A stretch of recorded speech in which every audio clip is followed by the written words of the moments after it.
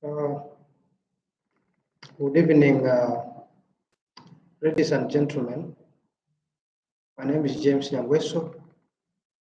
It has been about 3 to 5 months that I've never had enough time to come online so that I could be able to share the knowledge that I promised you, especially the students in various colleges that actually they had requested that when we have time, we can be able to share some knowledge for them to find it easier to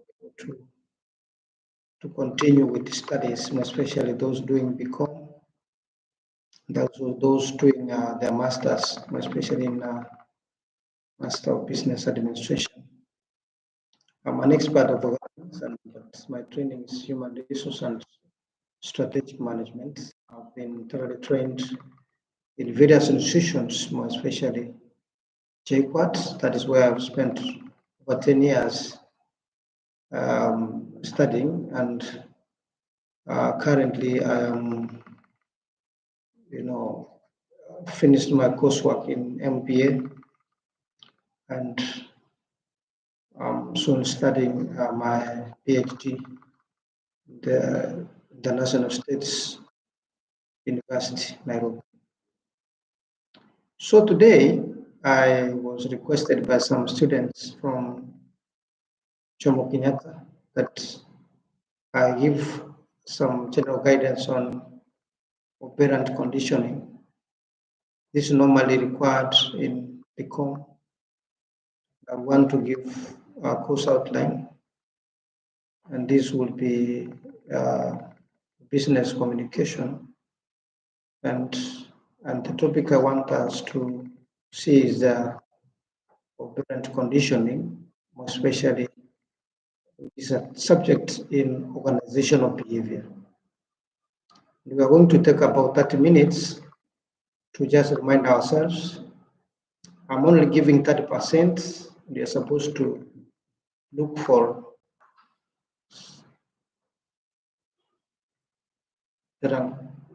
online kidogo. Sawa, uko? Tutaongea. Thank you. You're supposed to look for 70%. So we are going to talk about one, understanding the concept of operant conditioning.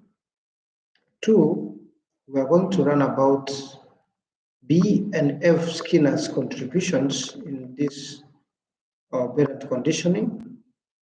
And three, we are going to differentiate between reinforcement and punishment. Then lastly, four, we are going to apply operant conditioning principles in business settings. So that is what we are going to see. How can we be able to apply the principles of operant conditioning in a business setting, especially for employee motivation and consumer behavior? So let us start straight. So we want to have an introduction to operant conditioning. So what is this that is called operant conditioning? Which animal is this that we are saying is called operant conditioning? Operant conditioning is the running process where behavior is modified through reinforcement or punishment. And there are so many theories that we are going to see, but key is the theories by B.F. Skinner in 1904 to 1990, and this was developed by this scientist who based the theory on Edward Tonkida's law of effects. So the core idea of this theory was that behavior that is rewarded tends to be repeated. So behavior that is punished tends to be discouraged. So what are the components of this conditioning? One, we have what we call reinforcement, which increases behavior. One, when we talk of reinforcement, we have positive reinforcement, which is by adding a present stimuli to encourage behavior. And I want to give an example. Giving an employee a bonus for high performance is an example of a positive reinforcement. Then two, there is what we call negative reinforcements. Negative reinforcement is removing an unpleasant stimulus to encourage behavior. And for example, we can say removing a strict monitoring when an employee meets targets. That becomes negative reinforcement. So another component of operant conditioning is what we call punishment, which decreases behavior. One, we have positive punishment, and also two, we have negative punishment. So what is positive punishment? It is by adding an unpleasant stimulus to discourage behavior. An example is issuing a warning letter for late attendance. This is a positive punishment. A negative punishment is by removing a present stimulus to discourage behavior. Example, withholding promotions due to poor performance. That is what we call negative punishment. Another component is what we call extinction weakening behavior. When reinforcement stops, the behavior gradually fades. For example, if an employee no longer receives praise for hard work, their efforts may decrease, and those listening to me who have experience in employee management can be able to accept that indeed this is true. So we are going to see the schedules of reinforcement as Skinner identified different reinforcement schedules that influence behavior. So he talked about fixed ratio, whereby reward after a set number of responses. And for example, we will say in this regard, sales commissions per 5 deals closed. This is what we call fixed ratio as per Skinner's disclosure. Then we have variable ratio, which is a reward after unpredictable response. An example will be rotary incentives for employees. Then we have fixed interval. Fixed interval is reward after a fixed time period. Well, for example, we give monthly salaries. Then we also have variable intervals, which is a reward after an unpredictable time interval. And this, for example, will be random performance bonuses. So what are the applications of this operant conditioning in a business management and practical sense in any business entity? One, we use operant conditioning to motivate employees. So using bonuses, which is a positive reinforcement that I've said above, will really boost productivity in a business setting. Two, flexible work policies, which is a negative reinforcement example that is used to reduce absenteeism in this regard. Number two, the next application we can talk about is consumer behavior. Consumer behavior, programs like the loyalty program. I remember when I was working at NACMAT a long time ago, where by the way I worked for 12 years. I was an smart card executive at one point. We used to be taken for training, even outside the country, to speak and talk about customer loyalty programs and how we will be able to entice the customers to buy from NACMAT, not any other entity. So we did customer psychology to an advanced level. So loyalty programs under consumer behavior is an example of variable ratio reinforcement, which encourages repeated purchases. We also use operant conditioning for performance management and constructive feedback, which is a type of positive reinforcement to correct mistakes, is highly appreciated. Then withholding benefits, more especially, that used to for we call negative punishment in this classification, which is for policy violations then we withhold their benefits so that they be able to learn from what they did. So what are some of the criticisms that have come up, and what are the limitations that talked about this operant conditioning? One is over-reliance on rewards, which may reduce intrinsic motivation by employees or even customer customer behavior. Then two is what we call ethical concerns. We have with excessive punishment in workplaces, and also what we call not all behaviors can be easily shaped by reinforcement. And so this is something that we need to talk about. So perhaps as you listen, we want to go through all three questions. And for example, how can managers use operant conditioning to improve team performance? And two, what are the risks of using punishment in employee management? What are they?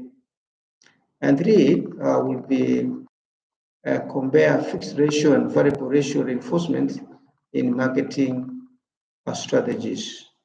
So in conclusion, I want to say that operant conditioning is a very powerful tool in shaping workplace behavior.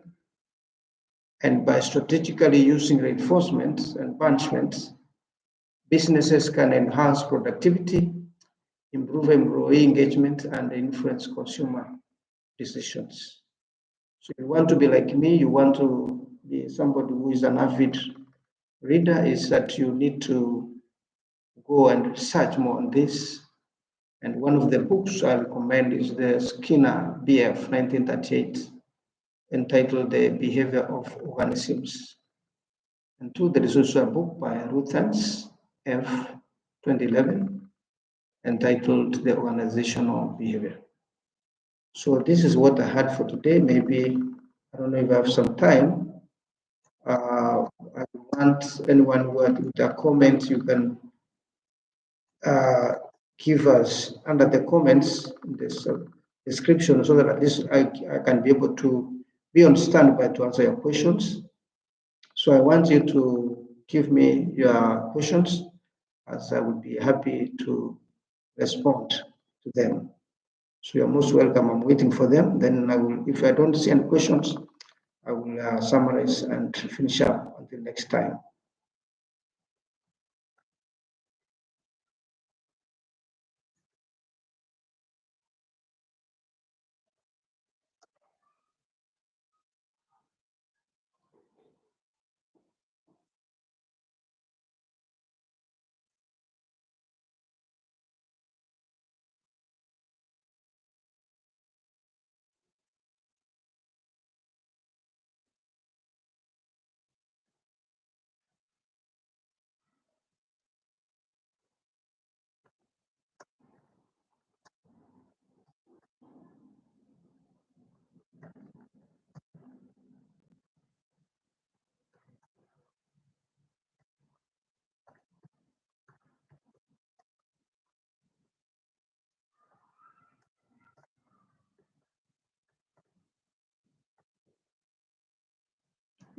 I hope there are questions coming.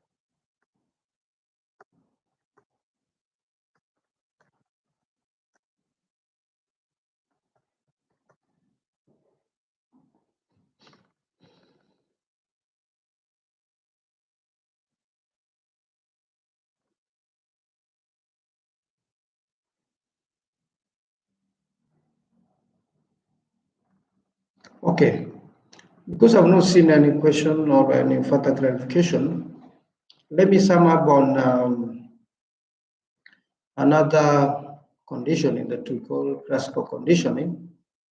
And this is, I talked about operant conditioning. Now let me talk about classical conditioning.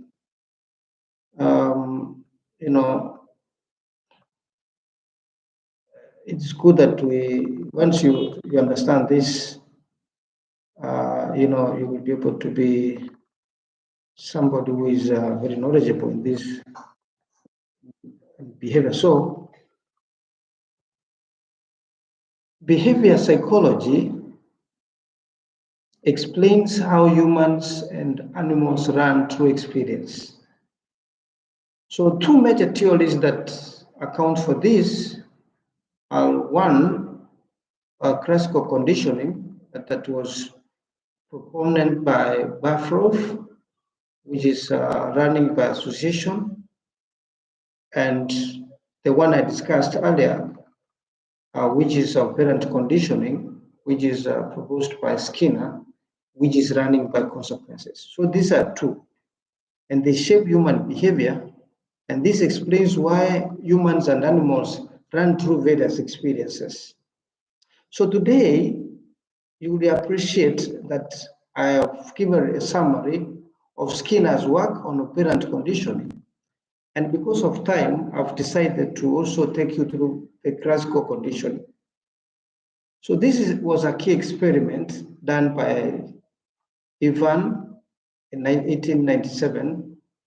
So he was a Russian psychologist, and he noticed that dogs salivated not just when they saw food, but even when they had heard a rubber assistant's footsteps. So this led to his groundbreaking discovery, and I want us to see the conditions for this process. One is behavior before conditioning. So food, which was unconditioned stimulus, was automatically triggers salivation, which is also an unconditioned response. Okay? And I want to repeat, food, which is now in this case an unconditioned stimulus, automatically triggers salivation, which is unconditioned response. So we have a response, we have a stimulus, and a response. So we have a bell, which is a neutral stimulus, which has no association with salivation of dogs. So during conditioning, Ifan repeatedly paired the bell with food. Over time, the bell became associated with food. So what happened after conditioning? So the bell now, which has changed to conditioned stimulus, triggers salivation, which is a conditioned response, even without food. So what are the key terms in this particular conditioning? Is that we have what we call extinction. If the bell rings repeatedly without food, salivation eventually stops. So spontaneous recovery is after extinction. The control response briefly returns if the conditioned stimulus is presented later. I want to repeat. So when you talk of spontaneous recovery, we have after extinction, the conditioned response briefly returns if the conditioned stimulus is presented later. So what are some of the business examples that we can be able to give? A jingle, which is a conditioned stimulus, paired with the positive ads of unconditioned